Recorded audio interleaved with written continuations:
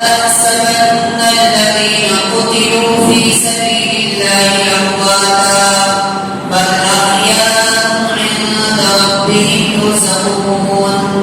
وقال النبي صلى الله عليه وسلم: سيدا شباب أهل الجنة الحسن والحسين. محترم سامعین کرام، محرم کے مہینے میں چار پروپیگنڈا، چار خرافات جو بڑے بڑے ہیں وہ کیے جاتے ہیں.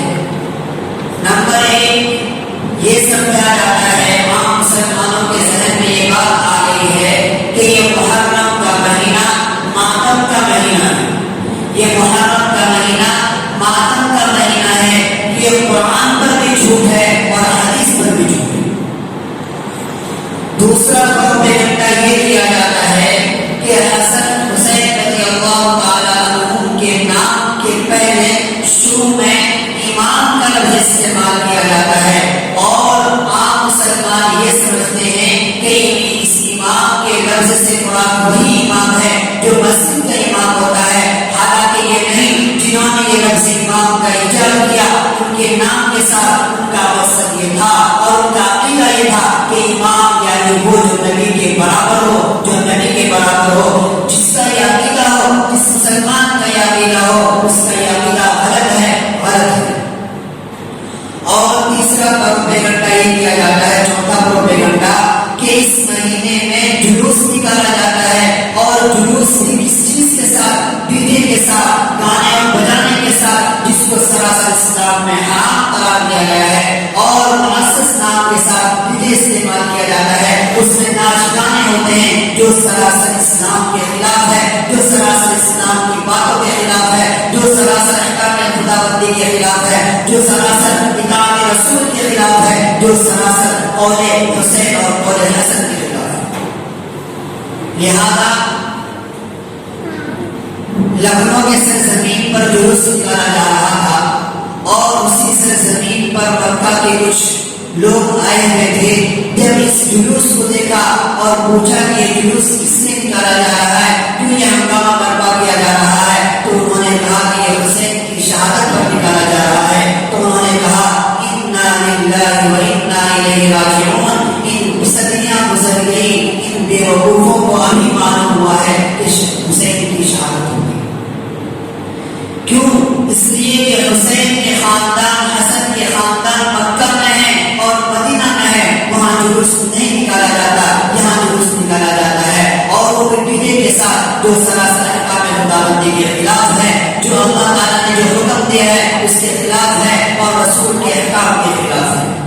اللہ تبارک و تعالیٰ ہمیں چاروں خرافات اور چاروں پروپیگنڈوں سے بچائے.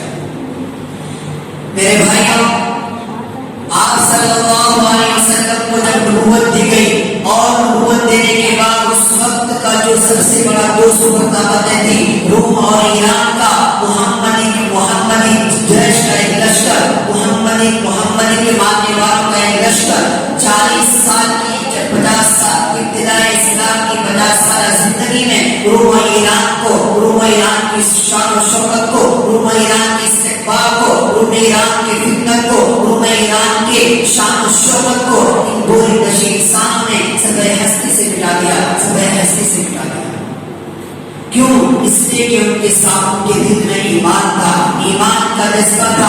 ایمان کے خاطر مر مٹنے کے لیے تیار تھے، اسلام کے خاطر مر مٹنے کے لیے تیار تھے. لیکن آج ہم پر گستگی سوار ہو چکی ہے کہ حسین نے ہمیں کیا پیغام دیا کہ باطل کے سامنے، ظالم کے سامنے سر کٹا سکتے ہیں لیکن سر جھکا نہیں سکتے. لیکن آج کے دور میں مسلمانوں میں گستگی آ چکی ہے، اس کا بوجھ ہو چکا ہے کہ باطل کے سامنے سر کو جھکا سکتے ہیں لیکن سر کٹا نہیں سکتے. یہ ہمارا عقیدہ بن چکا ہے. تو آج پچھلے ہفتے میں نے آپ سے بات کہی تھی کہ انشاءاللہ آئندہ شہادت حسین کا تذکرہ کیا جائے گا. اس سے پہلے میں آپ کو یہ بتاتا چلوں کہ شہادت حسین اسلام میں یہ پہلا شہادت نہیں ہے، بلکہ اس سے پہلے بھی کئی صحابہ کرام نے، کئی انسانوں نے، کئی عورتوں نے اسلام کی سربلندی کی خاطر، اعلاء کلمت اللہ کی سربلندی کی خاطر، اعلاء کلمت اللہ کے لیے اپنی گردنیں کٹائیں. اسلام کا سب سے پہلا شہید کون ہے؟ زید بن ابی حالہ ہے جو خدیجہ الکبریٰ کے بیٹے ہیں علیہ وسلم کے بیٹے ہیں. کیسے بیٹے؟ 113 بیٹے. سب سے پہلے اس کو دشمن اسلام نے شہید کیا، اور اس کے بعد جو عورتوں میں سب سے پہلے شہیدہ ہوئی وہ کون ہے؟ وہ حضرت سمیہ رضی اللہ تعالیٰ عنہا ہے، جس کو ابو جہل نے شرمگاہ میں پرچا مارا، جس کی تاب نہ رہ سکی، جس کے ضرب کو برداشت نہ کر سکی اور جام شہادت نوش فرمانی. اس سے یہی کہا جا رہا تھا کہ دربار محمد نے اقرار محمد کر لیا ہے، اس سے تو رک جا، انکار محمد کر دے. لیکن اس نے کہا کہ دربار محمد نے اقرار محمد کر لیا ہے، لہٰذا تو مجھے مار کے نڈال تو کر سکتا ہے، میری جان کو لے سکتا ہے، لیکن میری لبوں پر محمد کا انکار نہیں کر سکتا.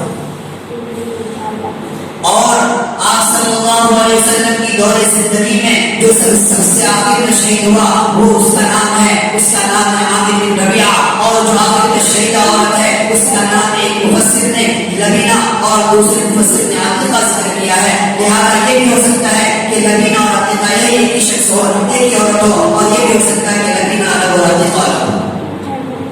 تو اسلام میں یہ کوئی پہلی شہادت نہیں ہے، بلکہ اس سے پہلے کہ انسان نے شہادت دی ہے.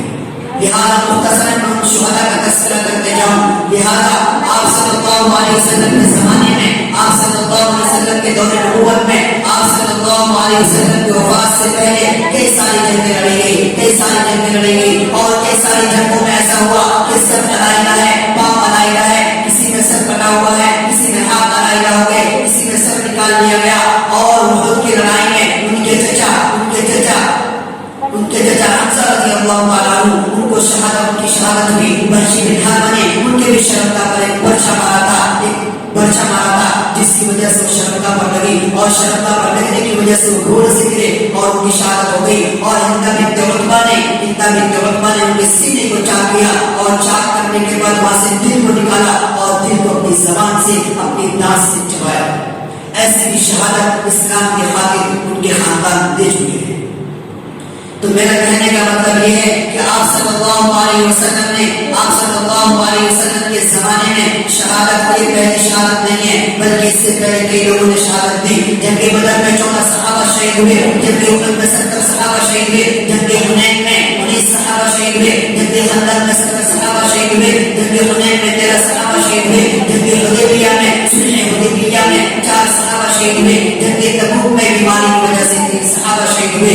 پھر ممونہ میں جو عامر بن فہیرہ عامر کے کارک کتوں کی وجہ سے ان کو لے کر جا رہے تھے، اس لیے کہ تاکہ ہمیں دین سکھائے، اور راستے میں ان کے ساتھ غداری کی گئی. اور اس جماعت میں 70 صحابہ تھے، ان میں سے 67 کو شہید کر دیا گیا. یہ کوئی پہلی اور شہادت حسین کی کوئی پہلا نہیں ہے، بلکہ اگر میں آپ کو کہوں کہ عمر کے زمانے میں بھی، ابو بکر کے زمانے میں بھی بہت سے لوگوں نے جان شہادت فرمائی ہے. یہاں تک کہ مفسرین نے ذکر کیا کہ آپ صلی اللہ علیہ وسلم کی وفات سے پہلے 256 یا 263 صحابہ کرام نے اعلان کلمت اللہ کے لیے احکام خداوندی کو بلند کرنے کے لیے جان شہادت نوش فرمائی ہے. اور میں اعتراض کا جواب دیتے چلوں کہ بعض مسلمانوں میں یہ الفاظ ہیں، بعض مسلمان یہ سمجھتے ہیں کہ عمر نے عثمان نے ابو بکر نے حضرت علی کی خلافت کو چھینا ہے. یہ غلط عقیدہ ہے. اگر بتاؤ حضرت علی کی خلافت کو انہوں نے چھینا ہوگا تو عثمان کو بچانے کے لیے، حاجیوں سے بچانے کے لیے، بلوائیوں سے بچانے کے لیے حسن حسین کے دروازے پر پہرا کیوں دیتے؟ اور اگر یہی بات تھی تو حضرت عمر رضی اللہ تعالیٰ کی جب شہادت ہوئی، شہادت سے پہلے جب 6 آدمیوں کا ذکر کیا کہ میری وفات کے بعد ان 6 میں سے کسی ایک کو خلیفہ بنایا جائے، اور ان 6 میں سب سے پہلا جو نام تھا وہ علی کا نام تھا. اور ان تمام نے اپنی خلافت ایک دوسرے کو منتقل کر دی کہ میں اس کا نہیں یہ ہے. اس نے اپنے آپ کو اہل سمجھ کر دوسرے کو اہل بنایا. آخر حضرت عثمان بچ گئے تھے، اور حضرت عثمان بچ گئے اور انہوں نے بھی دوسرے کو سننا چاہا تو عبداللہ بن عباس نے کہا کہ آپ 6 میں سے 6 کو منتخب کیا گیا تھا، 6 میں سے 5 نے ایک دوسرے کو اپنا حق سونپ دیا. لہٰذا آخری ہیں، اب آپ کو زبردستی قبول کرنا ہی پڑے گا. تو جو یہ کہنے والے ہیں کہ حضرت علی کی خلافت کو چھین لیا گیا تھا، حضرت علی کی خلافت کو غصب کیا گیا ہے، ان کا یہ عقیدہ غلط ہے. ہم نے اس عقیدے کو درست کرنا چاہیے، ہم نے اس عقیدے کو